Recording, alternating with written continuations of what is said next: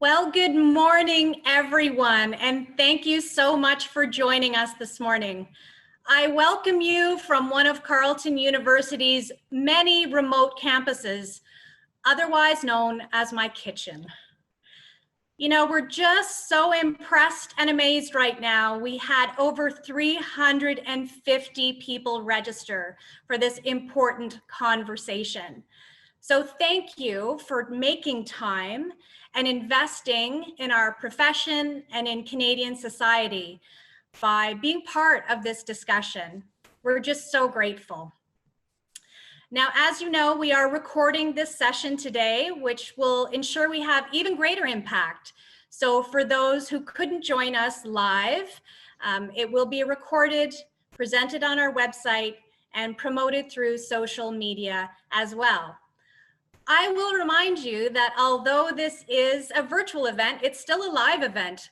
So we do hope that it is smooth, but not too scripted, just like a real in-person event. Your microphones and cameras are off, but not to worry. During the question and answer period, we want to make a nice interactive session. They will be activated at that time. We're just so pleased to be joined by our donors, our alumni, our partners, and all of our stakeholders, our board members, and fundraising professionals and not-for-profit leaders, literally from across the country. You know, partnership and community engagement are pillars of the ethos for Carleton University, a big part of our mission. But as we find ourselves in these challenging and oft replied unprecedented times, you know, we've really seen that partnership is even more critical so that we can get through this situation together as partners, not just participants. In the coming weeks and months and years, we'll face complex global issues as a result of the COVID-19 pandemic, as we well know. Issues really that can only effectively be addressed through partnership and collaborative effort. We're glad to have you with us.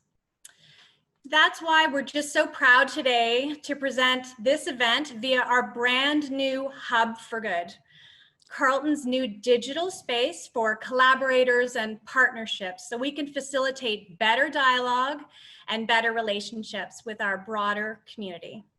Together, we can do a lot of good, and we hope you will join us in this good work. If you're interested, and yes, this is the commercial part, if you are interested in collaborating and partnering with us, we'd love to hear from you. We are seeking partnership. Visit the Hub for Good, hubforgood.carleton.ca, and let's chat about what we can co-create together.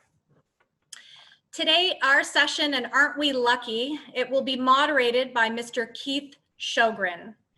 Keith is the Managing Director at Investor Economics, a leading provider of research and advisory services to the financial services industry. Educated at Carleton University, yes, he's a proud Raven, and the University of Toronto also. Keith is a fellow of the Institute of Canadian Bankers and holds the Partners, Directors, Officers qualification of the Canadian Securities Institute. Keith, of course, is the chair of our advisory council for our Masters in Philanthropy and Nonprofit Leadership program, which, as most of you might know, is the only program of its kind in Canada. And he is also the author of several major research reports. I'm going to turn this over to you, Keith, to introduce Dr. Phillips and to go over the format for today. And, you know, once again, I just thank you so much for attending and for being here for good with us. Over to you, Keith. Thank you, Jennifer, and thank you to everyone for joining us today. Today's event is scheduled to end at 11 o'clock. Dr. Phillips's presentation will be approximately 25 minutes and will be followed by a question and answer period, which we invite all of you to participate in. A few housekeeping items. A reminder that this event is being recorded and will be posted on the university website and social media for public viewing. All participants' microphones and cameras are turned off. They will be activated during the question and answer period for those who wish to pose a question by video or audio. And I would ask you to either type your questions directly into the chat box or indicate that you have a question, and we'll call upon you to ask your question with video or audio. And now onto our formal programming. As chair of the Advisory Council of the Masters in Philanthropy and Nonprofit Leadership Program at Carleton, it is my distinct pleasure to introduce Dr. Susan Phillips. Dr. Phillips is a professor in the School of Public Policy and Administration at Carleton and the founder and director of its Master of Philanthropy and Nonprofit Leadership. She is editor-in-chief of Nonprofit and Voluntary Sector Quarterly, the leading international journal focusing on nonprofits, philanthropy, and civil society. Susan is currently leading study teams examining the vulnerability and resilience of Canadian charities and the changing roles of philanthropy in response to COVID-19. And with that, I'll pass it over to Susan Phillips. Thank you, Keith. And thank you for your leadership for the Masters in Philanthropy and Nonprofit Leadership and your tireless work as a volunteer for Carleton University. And thank you for all of you for joining us today. Canada and the world is at an important moment, a critical juncture when all the familiar ways of life, both big and small, work, study, family, travel, going to the hairdresser, sending kids to camp, they've all been disrupted. And it's time not just to figure out how we get through the pandemic, but how to build and rebuild many of these systems, making them stronger, better, and more just. Never waste a good crisis, a line that's simultaneously been attributed to Churchill, Saul Alinsky and Rules for Radicals, Machiavelli, and Tim Broadhead, has wide resonance. And I'm going to use that idea to apply to Canada's charitable and nonprofit and philanthropic sector, which has been so severely hit by COVID-19. How do we use this time to rebuild better?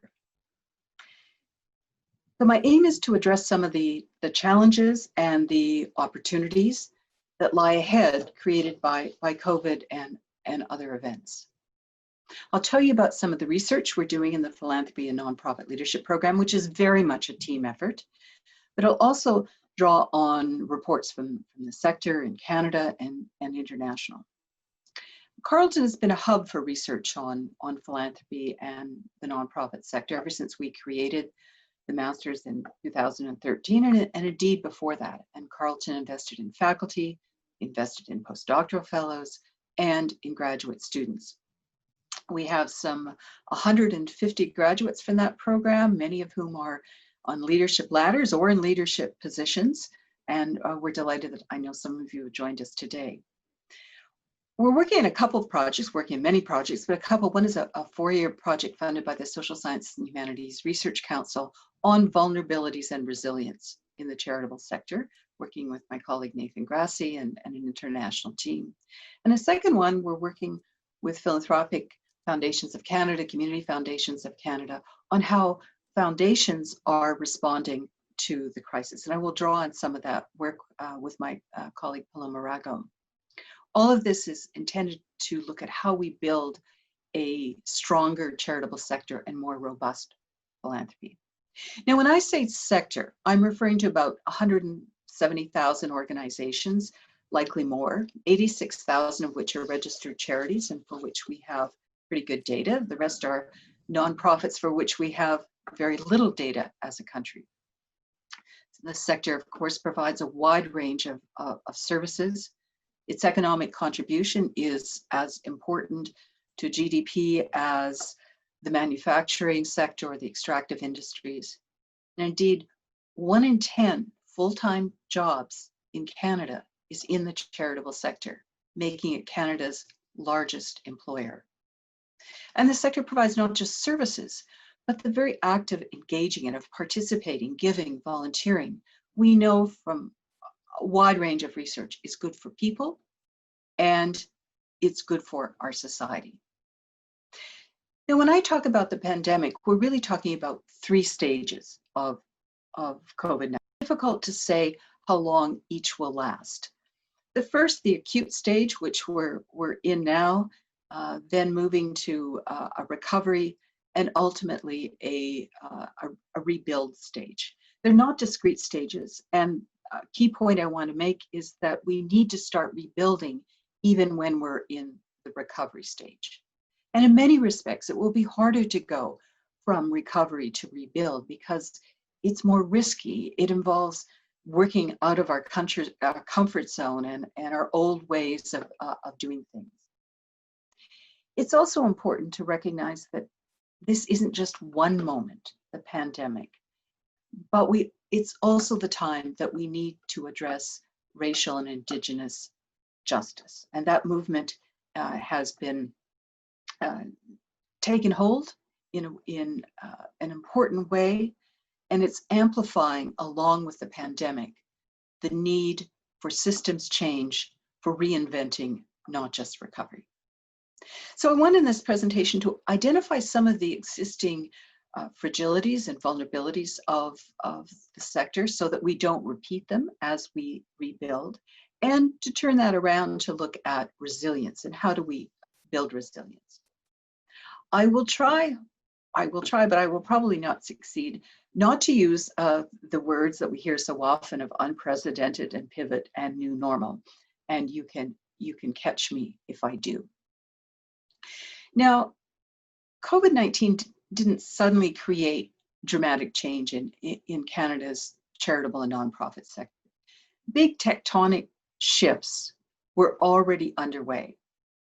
Those include demographics leading to an impending leadership change, the imperative of greater diversity, equity, and inclusion, the role of technology, for example, in fundraising, and those of you who are fundraisers certainly have experienced that.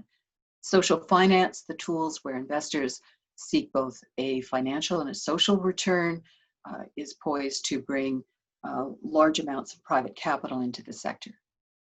And big philanthropy, that is, foundations, major donors, that segment of our society was already under some serious scrutiny due to income inequality, under quite vociferous criticism in the US, and some of that was starting to waft north, although I would make the case that philanthropy in Canada is not a mirror image of the US.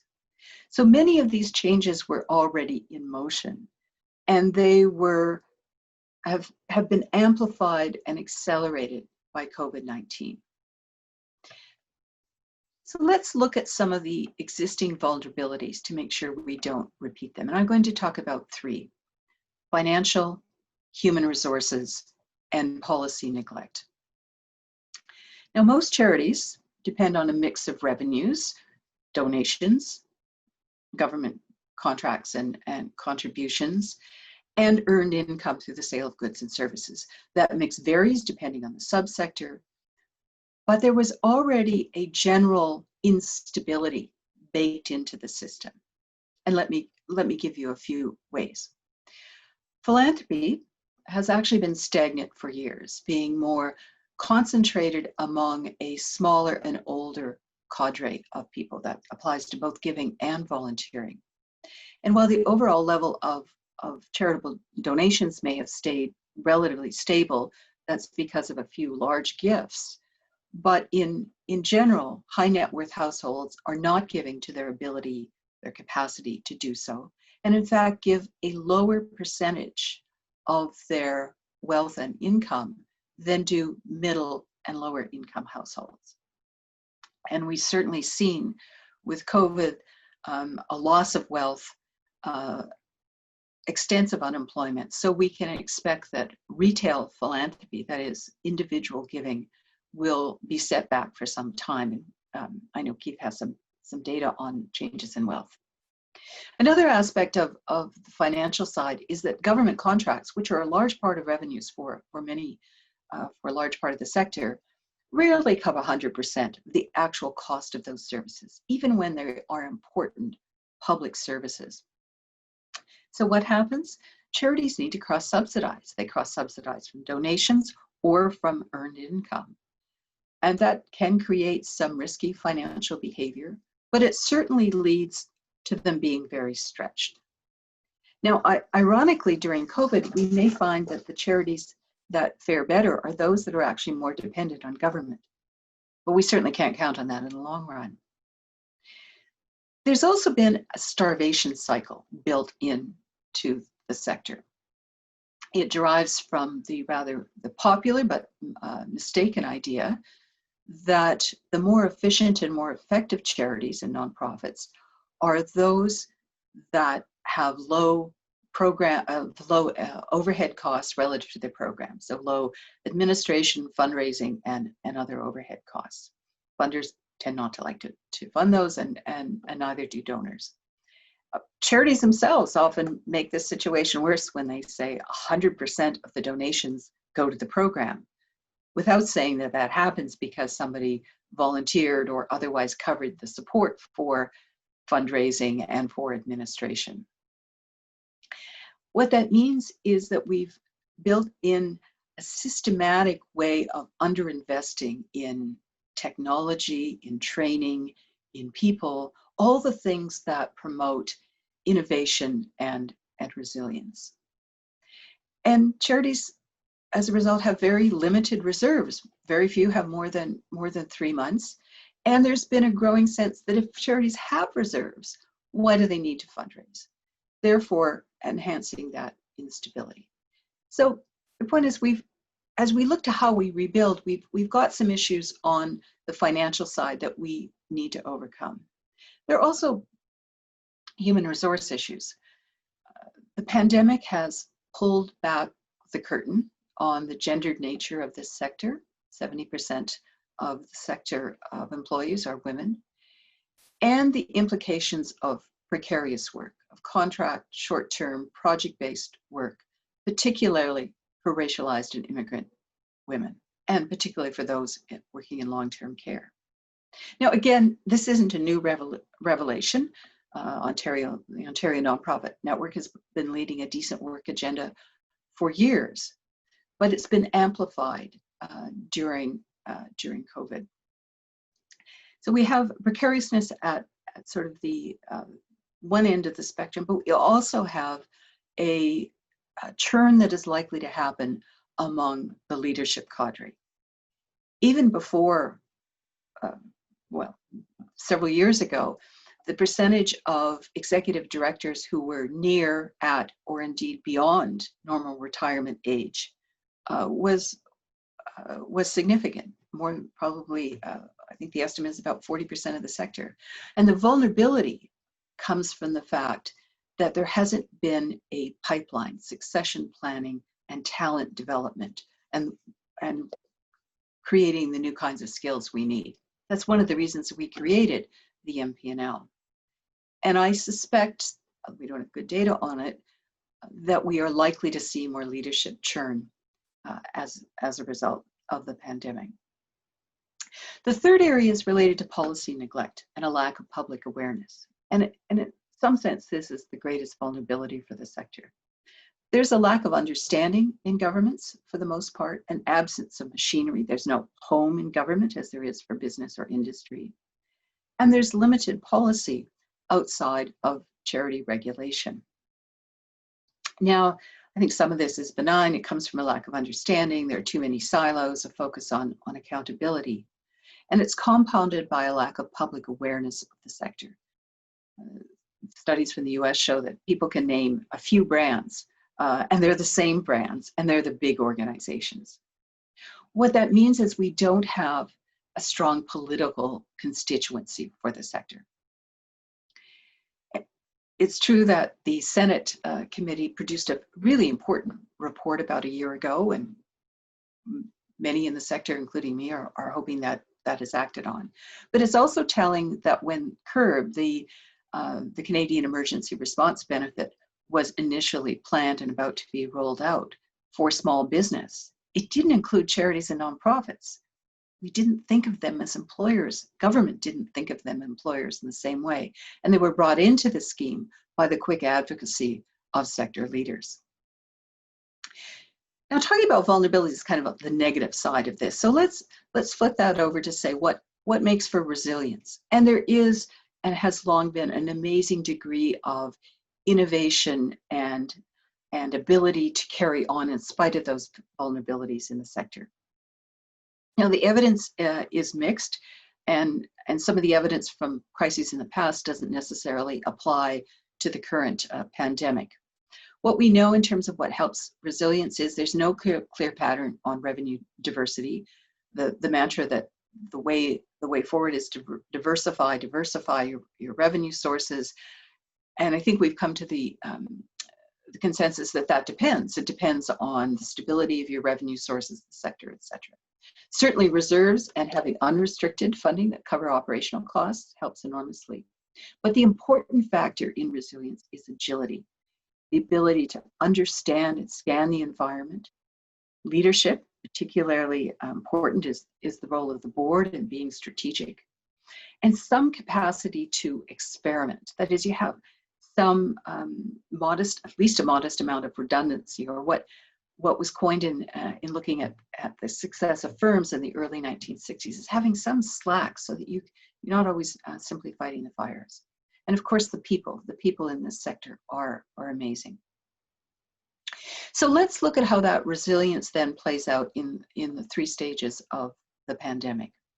In the crisis stage, the short term, which is probably not so short term, we know fundraising revenues stopped, earned income evaporated, venues closed. 75% of Canadian charities, according to an Imagine Canada study, are experiencing lost revenues, about 30%. 1 in 5 is already in financial trouble, and 45% are pessimistic about the future. Now, others, health charities, food banks, are experiencing increased demand, and donations seem to be flowing. There's, of course, the challenges of volunteers, in particular in services of community care that rely on older volunteers who are more vulnerable during the pandemic, or in women who have now the pressure of double duty with children at home. These effects are widespread across the sector: arts and culture organization, faith, sports, international, and of course, human services. And charities are responding, how they deliver, how they work, particularly the use of greater technology. We're all zoomed out, no doubt. The projection, again by Imagine Canada, which is likely an optimistic one, is as much as 15 billion could be lost from the nonprofit sector, resulting in about 100,000 layoffs. Now, the government wage supports, the curve has certainly helped. And it's also important, though, when we look at these negative effects, to recognize there is some good news from Canada. People trusted expertise, they trusted science, and we trusted our governments, and for the most part, we stayed home. And an informal movement of caremongering, in which neighbors help neighbors, arose early on and appears to have been sustained. And we're now have additional political activism that will change our systems with the racial and Indigenous justice movement. So as we look to recovery, what we have, of course, the short term of being able to reopen and rehire staff, volunteers return. Some of the smaller organizations may come out of hibernation. But still, the prediction is 1 in 5 will permanently close. And those predictions seem to fit with elsewhere, from UK, Australia, likely to lose 1 in 4 arts organizations. And some predict that as much as 40% of the sector of charities and nonprofits could be gone. In terms of employment, an important issue will be whether there is a ramp off from the wage subsidies, or if it's like a cliff, which will have very difficult effects. We can anticipate in that recovery stage that overhead ratios will increase. You need to invest in technology. There will be expanded uh, needs for operations, and those will need to be recognized by the regulator and by donors.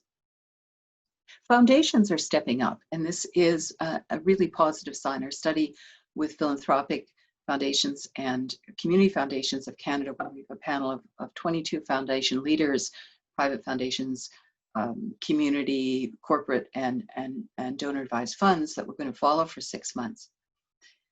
It's early days, but foundations and donor advised funds do appear to be stepping up. They're granting more, they're making larger grants, they're more flexible in their terms, and they're faster. They seek to collaborate with other funders, with business, and with governments. They want to be more risk-taking and innovative going forward, looking forward to systems change over the long run. But finding the right projects can be challenging, avoiding duplication of community supports, and having the right information, evidence, data, and particularly for the smaller ones, professionalization just having people is an important issue. And their challenge, I think, while they're responding in the acute and the recovery stages, will be how to move forward from recovery to rebuild, where it takes much more different ways of working. So let's look forward to that rebuild and reinvent stage.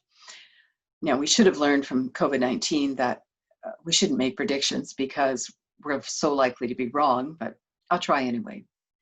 And certainly what seems evident is that simple recovery back to the status quo at the end of 2019 is not enough. And during this time, as we look to recover, I think there are several dynamics at play. Maybe we go back to the last slide. Those dynamics are, first of all, public trust. Public trust is essential to this sector for donors, for volunteers, for using the services, and it's been relatively high in recent years, although with a slight decline. COVID-19 created a sharp spike in public trust for governments and in science, at least in Canada. On the other hand, we're all forced to be a little suspicious, particularly of anyone who isn't wearing a mask. What will happen to public trust post-COVID? Will we reorient our social networks to kin and to cliques for a long period of time, thereby reducing broader public trust? Or will we continue to focus on evidence and trust in that evidence, amplifying the need for data and for demonstration of impact?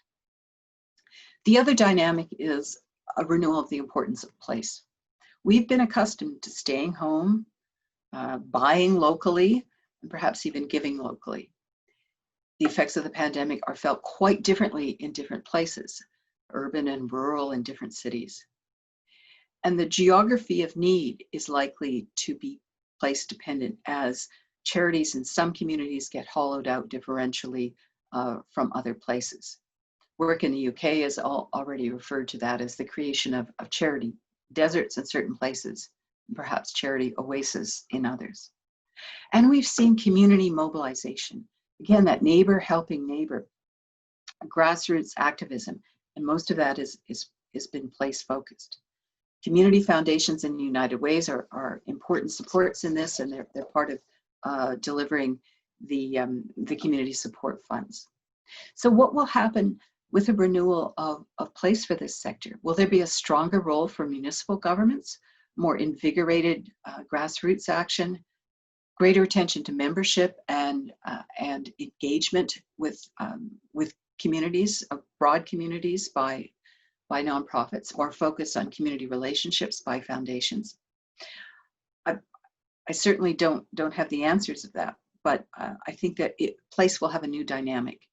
And there's also a paradox in that. As if we become too focused on place, how do we build the mobilization for cross-sector action for big issues like climate change and for work internationally?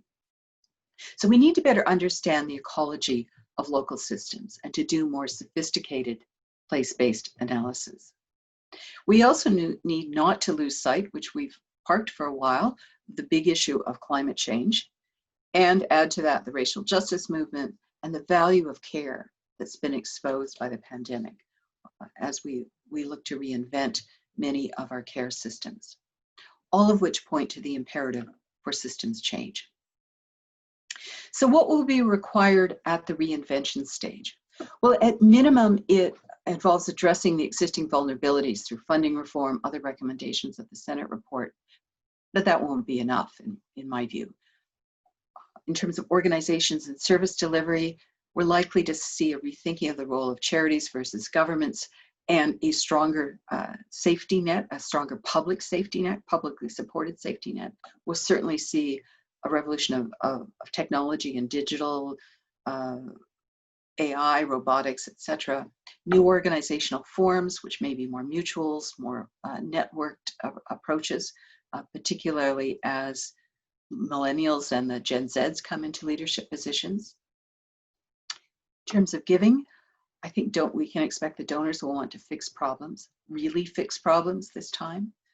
They'll want to know that organizations are working together, that there's not duplication, they really are advancing solving problems. I think they want to be more informed with better information, more guidance from wealth advisors, and kudos to the work that CAGP is doing in this. I suspect that perpetuity and endowments will become even more in question. Will we see a decline of organizational and donor egoism? Perhaps names on our buildings matter less.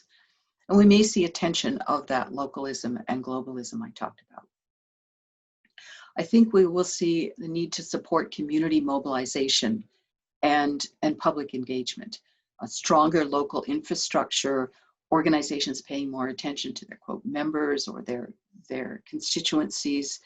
And again, the millennials and the Gen Zs, who have been the core of the racial justice protests, won't rely on organizations as we've known. That was already happening, but again, I think it will be accelerated. And we'll need to address inclusion in meaningful ways in our boards, in our staff, in who and how we serve. We'll need policy reinvention within all levels of government and within the sector. Machinery in government finding a home, a deeper understanding, a more coordinated engagement. Visible, stronger sector leadership. The sector leadership has done well, but we need to strengthen that locally, provincially, as well as nationally. And importantly, a facilitating factor is greater capacity for innovation and R&D in the sector. More than ever, we need data of all kinds and analysis of what works. We need that at scale, we need it in a collaborative way, and we need to apply and mobilize that research. We need talent and skills development. We will need new skills in this sector. And that will require support from government, from private foundations, from philanthropists, which appears to be emerging, certainly for the acute phase and likely for the recovery phase. But it'll take a different kind of engagement for the rebuild phase, taking risks, being bold, looking at systems, working with communities in new ways. So in conclusion, these are indeed unprecedented times. They're difficult times, no doubt, and with what will likely be a smaller charitable nonprofit sector. But it's also a time of opportunity to rebuild and do things differently and more effectively. And when I look to the reinvention stage, I'm actually quite optimistic. And it's because of our youth. The millennials and the Gen Zs will lead change. They may have a tougher time than their baby boomer grandparents who could lead change in a time of rising expectations and lifting economies. But they are audacious thinkers and doers, and change will happen. And the rest of us need to facilitate that, not get in the way of it. And finally, I want to say that Carleton has been such an important perch, an important place to facilitate this work, and I'm delighted that I've spent my career here. You know, the university itself came out of community leadership in 1942 when they were looking forward to what would happen at the war. Again, we needed to reinvent, and we've never lost that connection to community. We have an advantage within the university that we're quite capable and interested in working across disciplinary way. We created a program for this sector. And now we're working on creating a much stronger R&D capacity for the sector, working with nonprofit and philanthropic leaders. And now is the time to do this. We need data and evidence and analysis more than ever. You might ask, what is data? Well, we'll need to know about charitable giving. How does it recover? Where does it go? What do reconfigured charitable ecosystems look like? How do they meet community needs? How do we have greater impact? We need evidence to guide new financial models for charities and help them be resilient. We'll need to support policy guidance. We need to provide charities with skilled personnel that they'll need for the future. So we intend this work will be a hub for good, and that some of you might join us. So thank you, and I'm happy to discuss. Over to you, Keith. Thanks very much, Susan. That was thought-provoking, to say the least. Just as people get ready to put their questions to you, as you know, our firm looks at the wealth of Canadians, and at the end of 2019, Canadian personal wealth was $5 trillion. And by the end of March this year, about 300 billion had been erased from that. And we're now seeing trends towards slightly increased household debt, concerns about income, concerns about the sustainability of retirement income. Do you expect that Canadian donors are going to change direction as the result of the new financial pressures that we're seeing, and the new cause that really has appeared quite suddenly? That's a really important question, and again, it's hard to know, and I'm sure there are people joining us who have better data than I do. What usually happens in disasters is that people give to the disaster, but they don't stop giving to other things.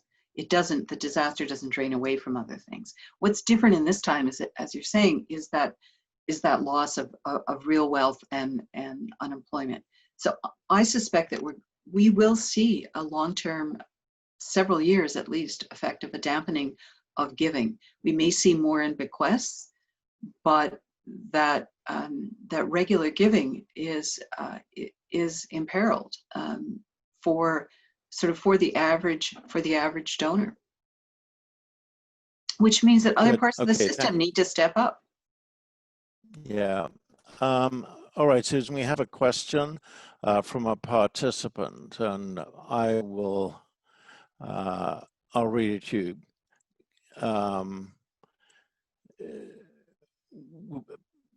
Here's from a charity. As we look ahead to the transition and reinvention stages, we're thinking about our fundraising strategy. The question we have is whether we change our communications and fundraising strategy to relate it and our work more closely to the pandemic. And it's a non-healthcare related nonprofit organization. Or do we continue with our normal communication strategy because we continue to think that our work is important and deserves support?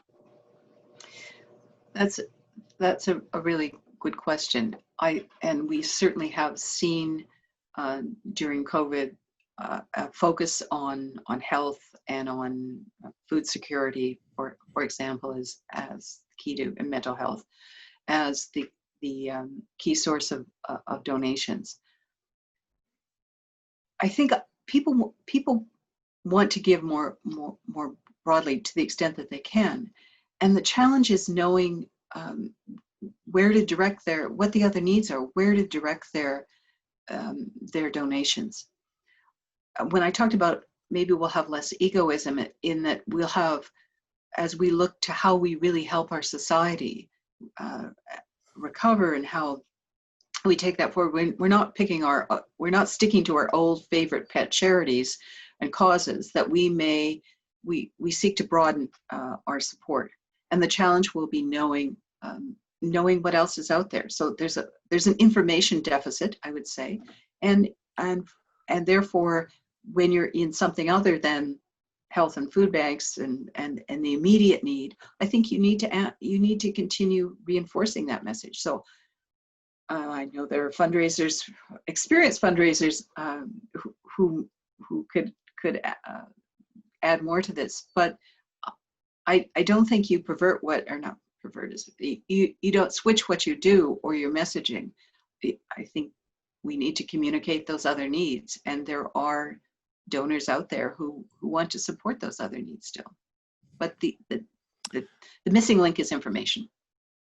Okay, thank you. Let me go to another question here from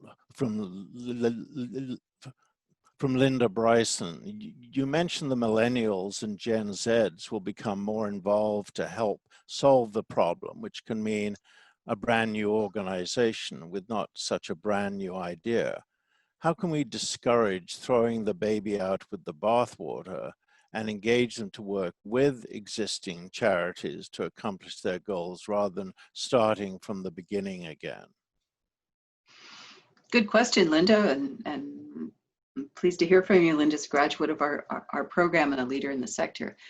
How existing organizations work in a truly inclusive way, now is the time we need to change. The expectations, first of all, the sector hadn't been that good at diversity, equity, and real inclusion.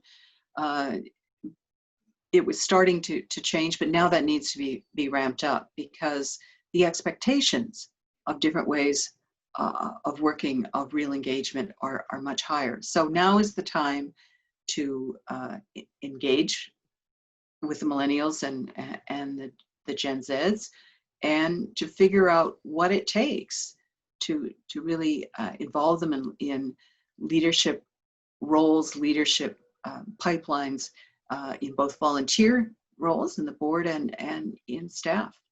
So old organizations won't disappear, they need to work differently, but I think we'll see a whole new layer of more informal, other more casual, networked, pop-up kind of organizations or quasi-organizations that complement the more standard ones. Okay, thank you. Here's another question, Susan. In light of COVID-19 and pending economic recession, which subsectors within the not-for-profit and charity sector are likely to face increased demand for services? And do you have any thoughts about immediate increases compared to the medium or longer term as a result of potential lag effects? Well, those that are immediate, that are impacted in the acute phase, we're seeing health care, mental health, income, food security, food banks in particular, all of those that are kind of addressing the displacement of employment and the insecurity that goes with that. The ones that are going to, but the effects are much wider. Arts organization, all those organizations that depended on events and venues that have closed. Churches. There's an interesting report by the Council of Christian Churches showing that they too, because they haven't been able to bring congregations together, are suffering, particularly in rural areas. So part of what I'm saying is we have immediate needs in the acute phase, and the challenge will be how we learn about, how we build the information component to help that the broader sector and the investment in infrastructure that will help us rebuild infrastructure across the sector and infrastructure within charities and nonprofits. Thank you. We have a question from Tim Broadhead. Can the sector shift from its traditional service orientation, and he's put clients in inverted commas, to an empowered community approach, sometimes referred to as decolonizing philanthropy? That's why I say we're at two moments that have converged. The pandemic, I think in itself, would have reinforced and has reinforced our need for services for helping vulnerable communities. And that is more of the kind of traditional charity philanthropic model. But the justice movement is one of empowerment. It's not serving; it is empowering communities. It's finding different ways of doing things and systems change, and that's why I think it's such a powerful moment. Those two have come together. So it will not be just enhancing services. It will be how we work with communities of all kinds, geographic, social, and involve youth and diverse segments of those communities in more of a community philanthropy, community engagement, community empowerment model. And from a research perspective, we're probably behind some of the innovation that has happened in practice in that, frankly. So we have a lot of learning to do all around, and it'll be quick learning. We need to move quickly. Okay, thank you, Susan. I think we've got time for one more question here, and it's a topic close to my heart. Can you speak to how you see mergers within the sector and deeper governance integrations playing out over the medium term, say the next few years, due to pressure from the pandemic? We're already seeing mergers, interest in mergers, the need for mergers, and as part of that, the important factor in resilience and change is governance, is strategy and governance. I think boards will need to step up and to work in more strategic ways. It may be even harder to recruit board members, but they will have an even more critical role in how we move forward. But I think there's no questions that there are mergers, and I think we'll see some pressures from funders and donors. They say now is the time to make real change. We don't want we need to know how we get organizations working together, so that we can understand how to have the greatest impact in a collective way. So I think, and the trick for funders will be to do that in a constructive way as opposed to a hammer way. Yeah, so you see donors and foundations actually coming together to enable a bigger gift, maybe to support a particular cause. We're certainly, from the foundation study we're doing, we're already seeing that foundations are collaborating with other foundations.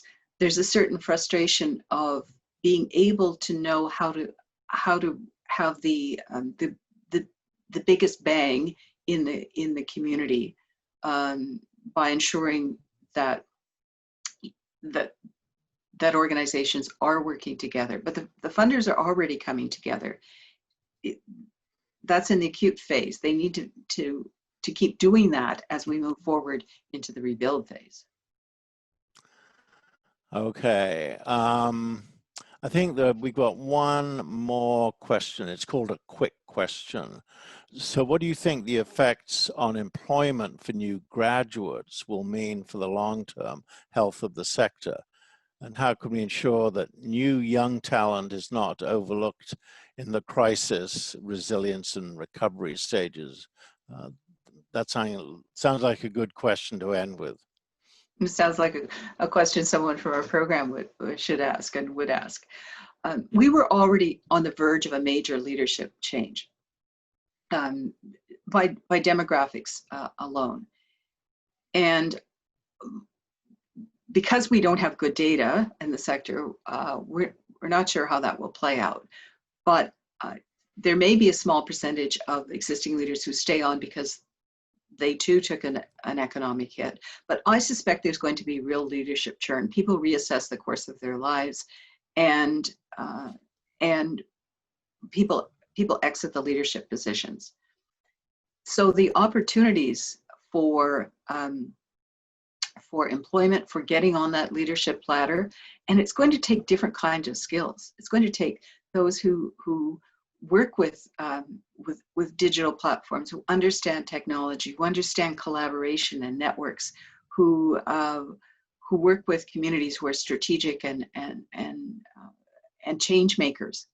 And I think there's going to be a real thirst for that, a real need for that. And so I'm actually very optimistic. It may take getting them through the acute and then the recovery stage, but even in that recovery stage, there's going to be enormous opportunity, I think. Great. Okay, Susan, I think that it's time for us to pass the baton back to Jennifer Connolly, but I'd have to say that it's been a very thought-provoking conversation, and we've seen a lot of comments on the chat saying how helpful your comments have been to the participants. So with that, Jennifer, I'll pass it back to you. Thank you so much, Keith, and thank you, Dr. Phillips, for your insightful presentation. Now, despite how busy you are with our Masters in Philanthropy and Nonprofit Leadership program and your own research, we will beg you to come back and chat with us again, please, and host this type of important conversation. I think the response from those who attended, the incredible questions that are being asked, are strong indicators that leaders in our sector need to continue this conversation. So we will ask you at another date to come back, reassure, give us some evidence-based insight and some research for our path forward. Thanks again, Dr. Phillips. A reminder that we hosted today's event in our brand new Hub for Good. I invite you to check out the hubforgood.carleton.ca. We're building partnerships with purpose, and we would love to have you as a partner. You know, an example of the resources that you can access through our Hub for Good is the support afforded to Ottawa-based charities and nonprofits in the Crisis Management and Recovery Program at the Sprott School of Business here at Carleton University. This unique program is offered at no charge to small and medium enterprises and nonprofit organizations to help them respond to the current challenges.